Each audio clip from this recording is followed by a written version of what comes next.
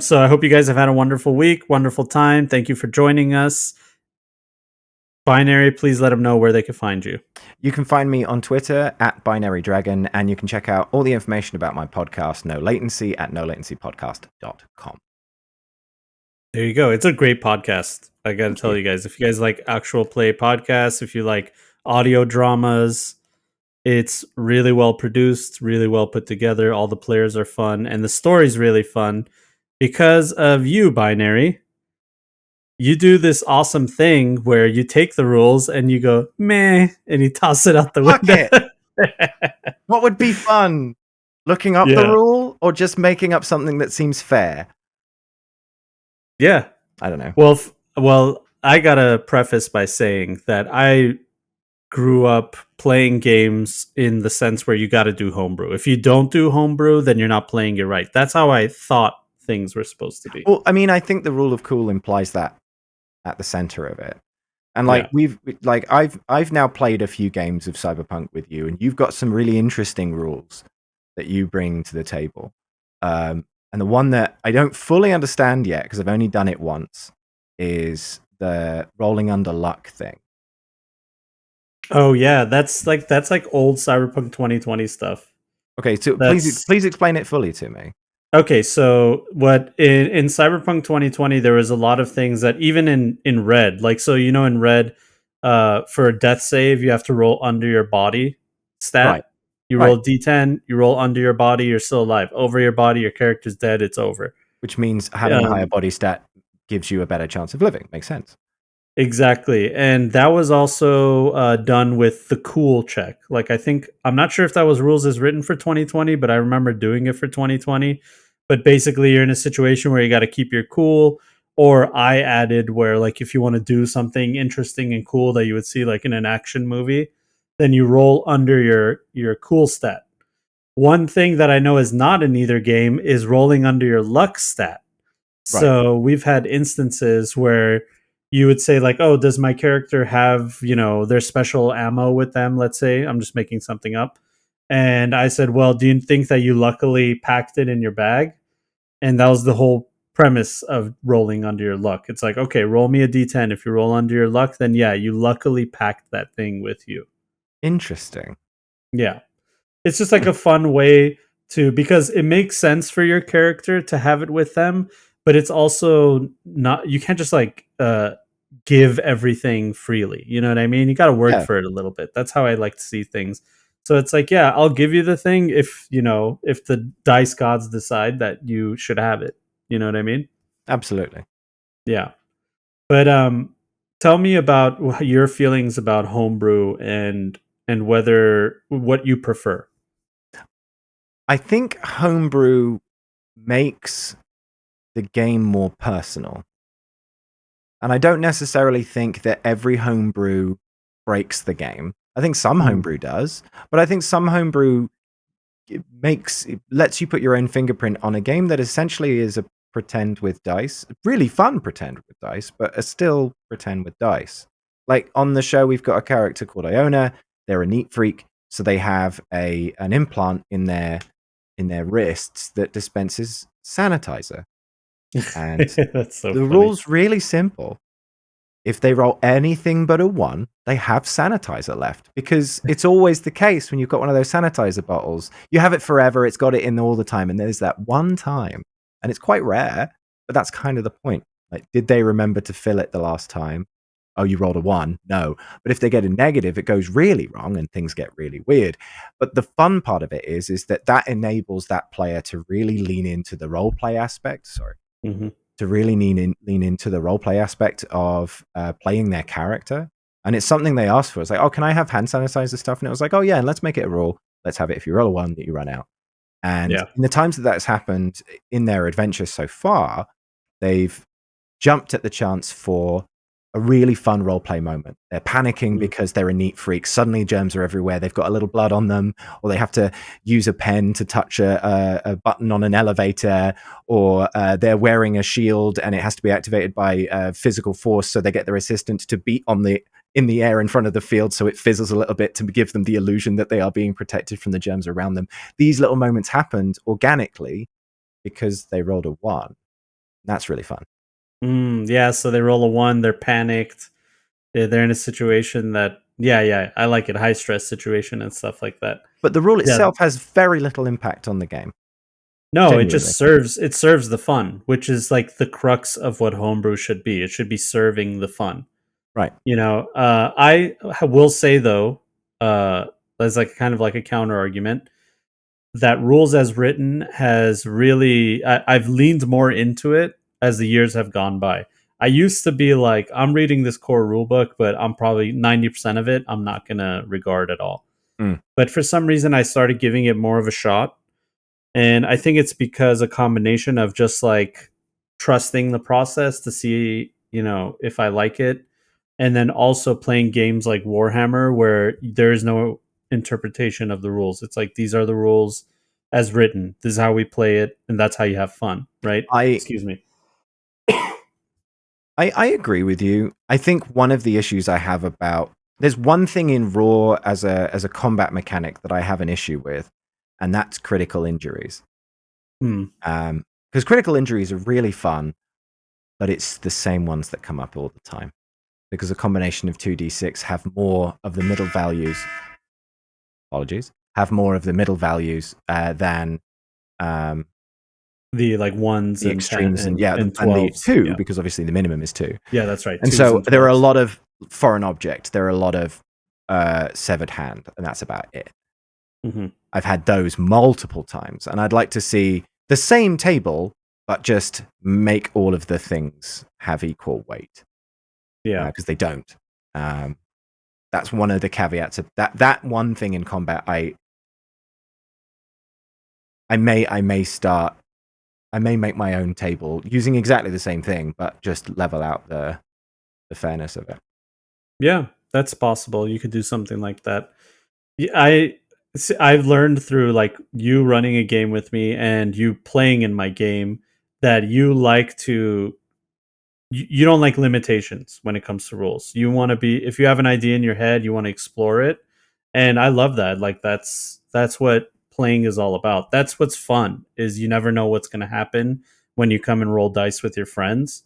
So if I didn't allow you to explore those things as a game master because it's not in the rules, I'm really doing a disservice to myself Yeah. by not allowing, you to surprise me with the things that you want to explore. Yeah, because yeah, exactly. And thank you for seeing that. I appreciate that a lot. Yeah, man, it's fun. It's It, fun. I like it. it's I don't know. Have you done much improv, or do you like as a Yeah, I mean, not like professionally or anything like that. It right? did in high school. I was in high school drama, so Right. like, So you understand the concept of yes and yeah, essentially, I see the term of like, hey, rule of cool is important as just another way of saying just be a yes and person and not a no but person. Like yeah, if a player wants something and it seems reasonable, say yes and. If they fail, fail forward. Make the story move. I mean, that's more of my mentality behind being a GM in general. It doesn't matter what game we're playing. Like have them move forward, but if they fail, make sure their failure is a punishment. Like have them lose a fucking leg, but let them live. yeah, Let them learn from that. You know what I mean? yeah. I know exactly what you mean. Also, I just swore. Uh, I'm really sorry. Oh, but I did it round about the 10-minute mark, so we're good.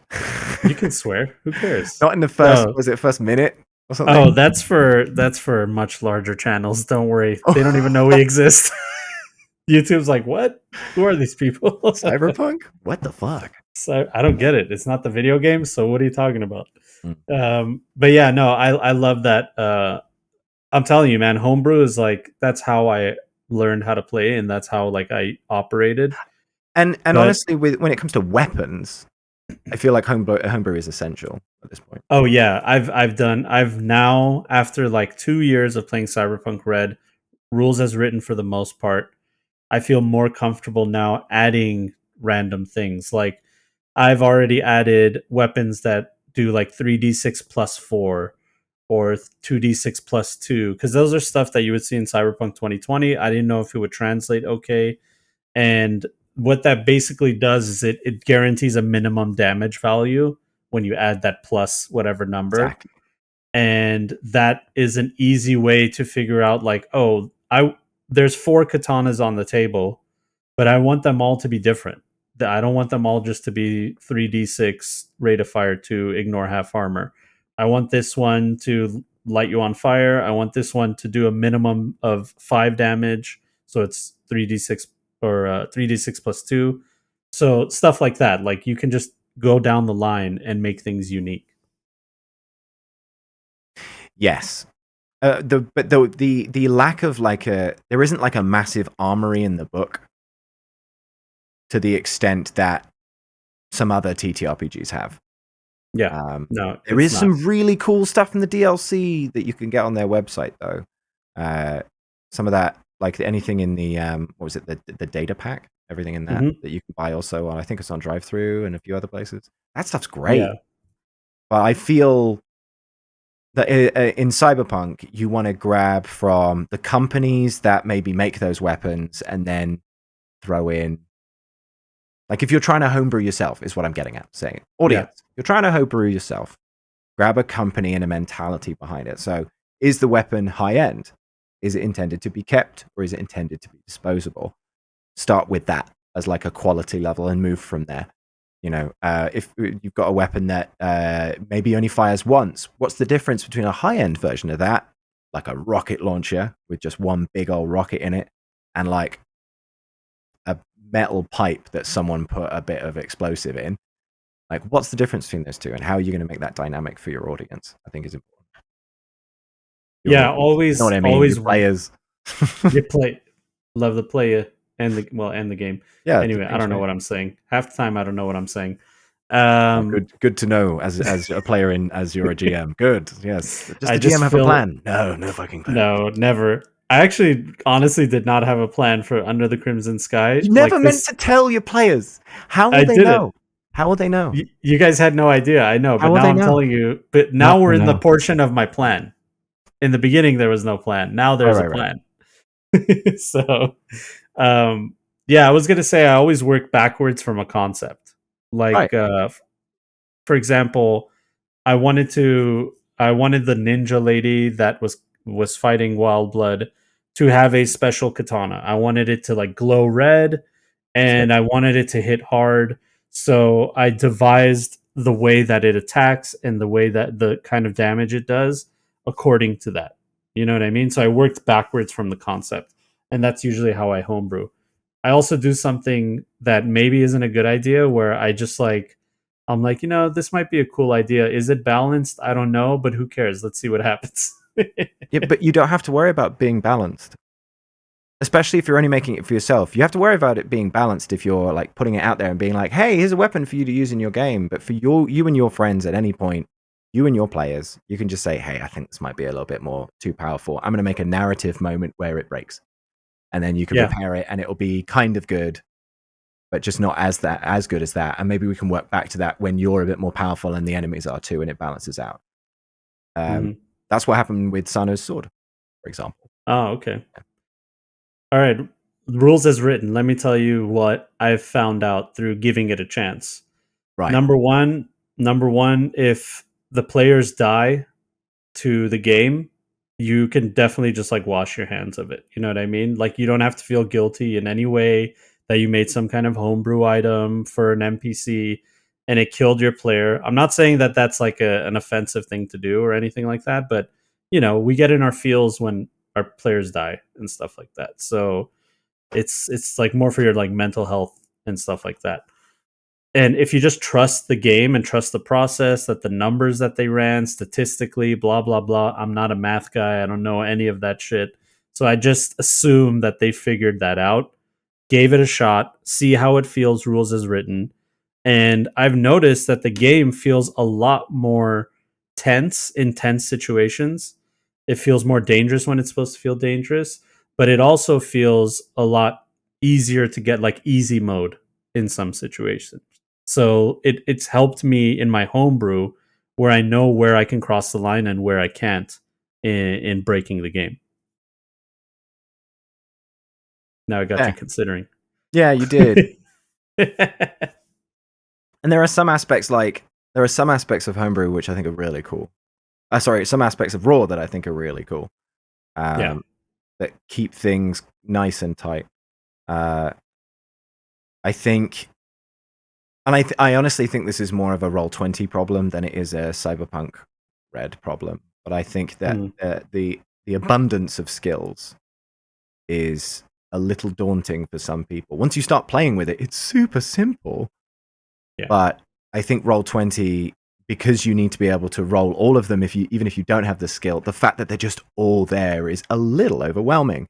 And I wish Mhm. that the sheets that were available for that, this is a complete tangent, but it's something that I think maybe puts some people off. I wish that the sheets had like just a search box. So you just put in like deduction and hit enter and it would show you.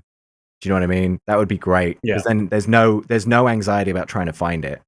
I cannot tell you how much dead air is cut or dead air happens in cyberpunk games that I have played, waiting for people to find a skill on a sheet. I know. I've had to cut stuff from our game too.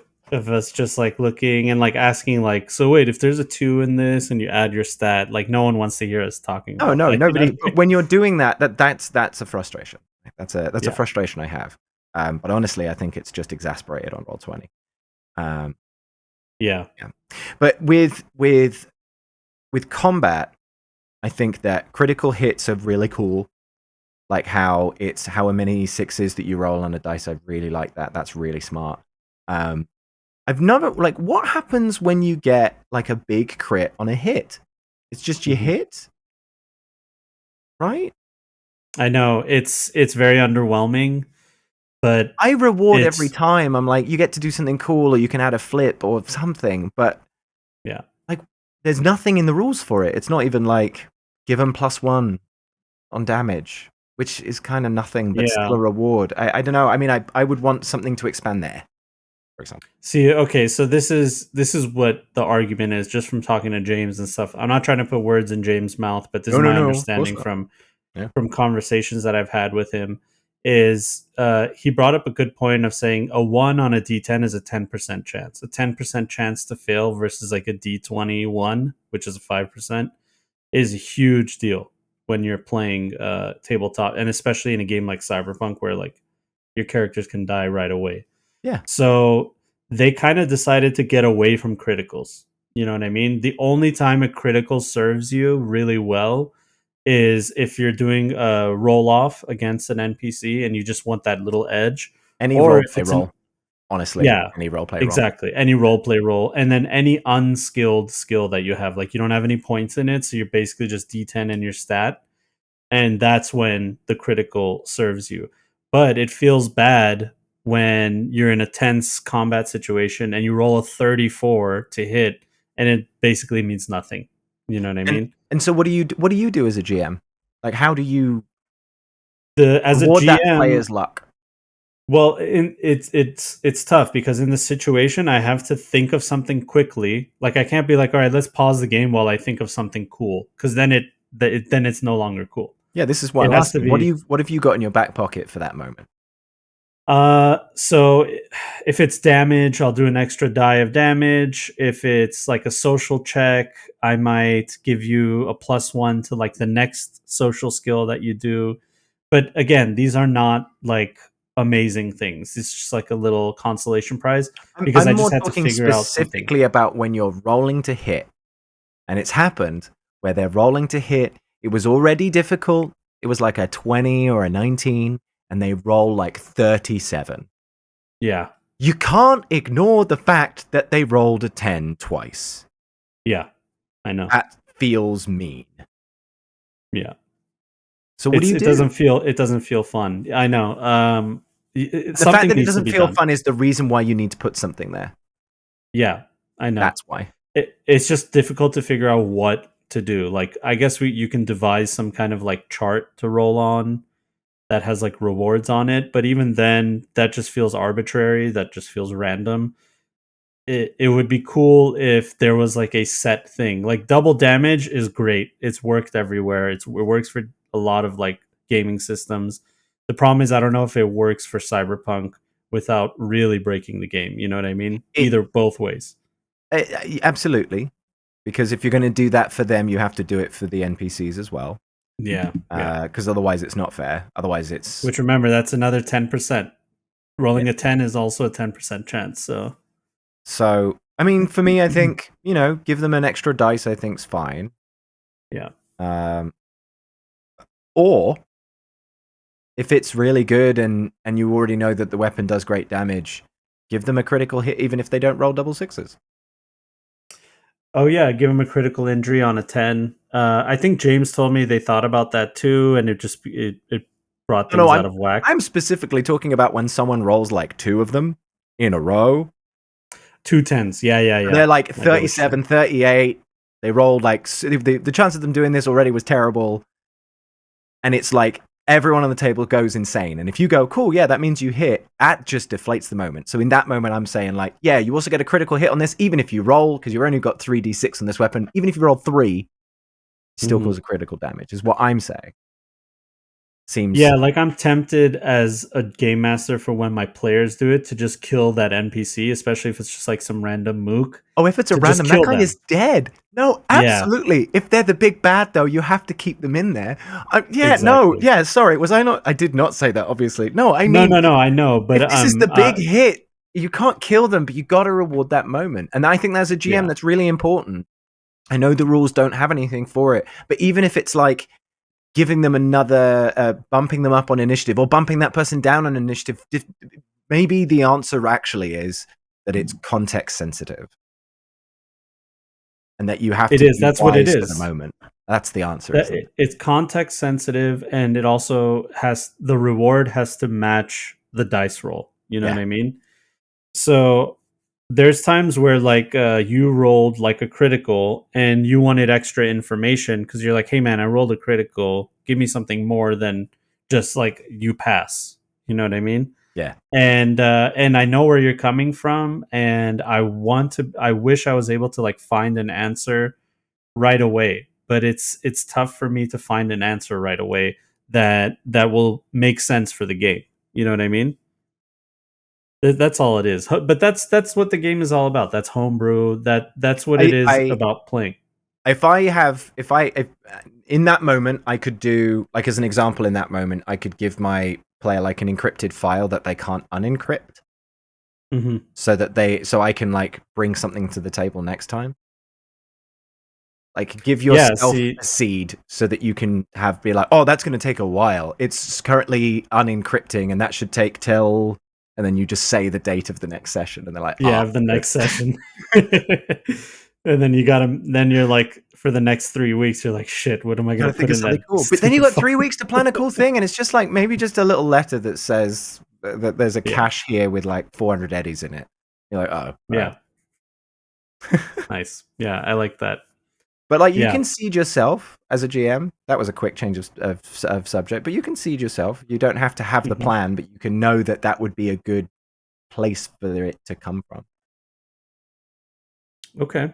I like that. Now you got that. That's like an inspiration in my mind. Now I'm thinking about that. That's a good plant a seed for later. You'll figure it out. Yeah, I do that all the time on the show. Yeah. And I've done that a lot as a GM since coming back to GMing because I didn't start GMing again until like 2020. Oh wow. I had been dark from TTRPGs since my teenage years. Yeah, I was like that for a while before Cyberpunk Red came out. Like just before it, before the 2077 hype, I was dark for a long time too. I wasn't Mm, even playing with Arnog. Yeah, yeah. just too many nightmare stories. I don't know if Heck, you've ever. I don't know if you've ever found a tabletop role playing group on Craigslist, but I wouldn't recommend. did you do that? I did indeed do that, and I subjected Why? Arnog to it. Why? Because Camera. yeah, I pressed it. I was desperate for a game, so I'm like, look, man, there's other this could be it. We could find our forever group. Why? You know, No. it was a big Oh, no, mistake, dude. no. It was a big mistake. That's bad. Why did you do that? Yeah, long story short, the guy that invited us to our house, he played in my games, tried to sabotage it just so we could play his game. We played his game. It was dull and boring, and I got pink eye from his couch, and I left, and that was it. You I got never pink came eye from back. his couch. Oh, Yeah, I got pink eye from his couch. I don't know how or what. Gross. There's Gross. more to the story, but yeah. That's man alive. That is horrible. Yeah, it is. It is fun. Good times. So yeah, definitely don't recommend that. I don't really have any bad TTRPG stories. I haven't had any like crazy stuff. Most of my TTRPG has been played over the internet. Yeah, me too. Yeah. Yeah, but man, having this in-person thing it's something Oh, special. it's so nice. Yeah, I'm still a theater of the mind person though. I mean, maps me are too.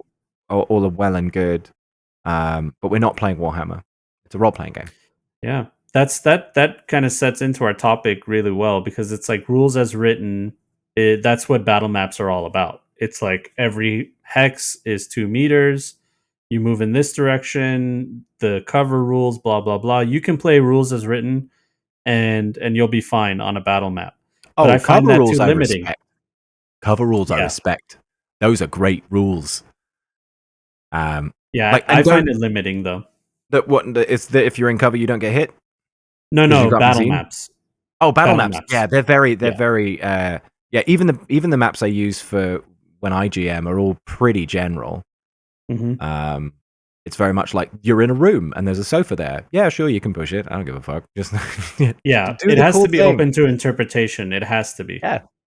You know, the more details on the battle map, the less room you give for creativity and imagination. And also the longer it takes to do combat. Again, we're not Yeah. playing Warhammer. Warhammer's super fun, but we're not here to move miniatures piece by piece. And if you are into that, like that, that's great. And I hope that you're Yeah. having the best fucking time ever. It's just not for me. I like No, the it's not for stories we me either. tell more than Mhm. like, yeah, I like the stories we tell more than particularly moving the pieces around. Yeah, that's my issue with Warhammer is it's not easy to tell a story because the game is so designed by the numbers, and that's what makes it fun. I mean, that's fun and everything, but it would be cool if I can easily come up with a story about my army versus my friend's army, and it's something that we can have like an overarching campaign. Or but it's not easy to do that. It requires a lot of extra work, a lot of homebrew, a lot of thought and detail to put into it. But Cyberpunk, on the other hand, is perfect for that. You know.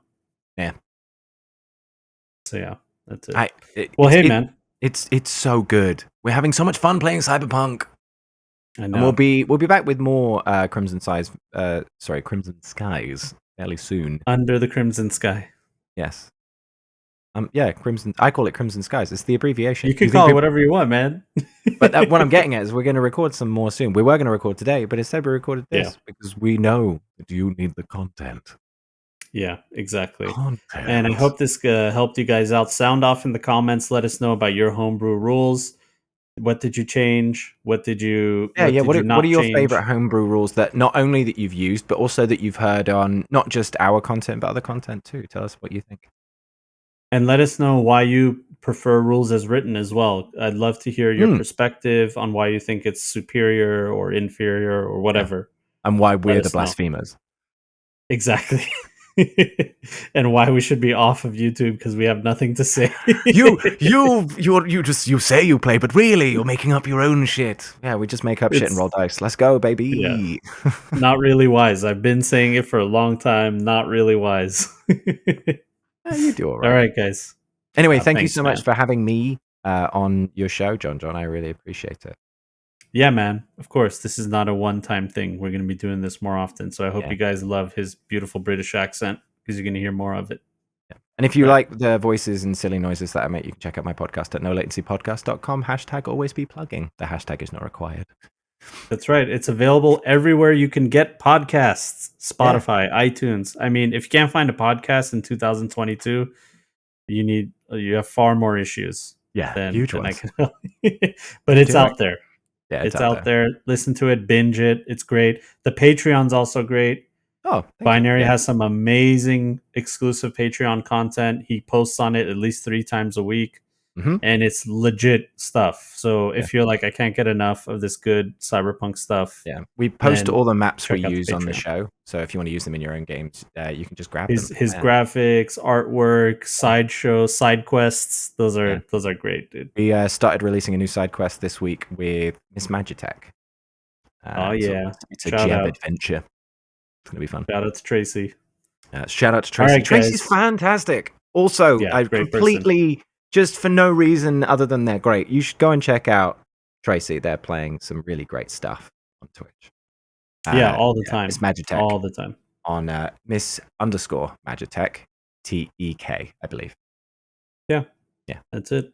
Anyway, that's All it. right, guys. Join the Discord, follow the Patreon at JonJonTheWise, and be cool, Preem. Go on, Be Chew. cool. Get Be finger Nova. guns. Be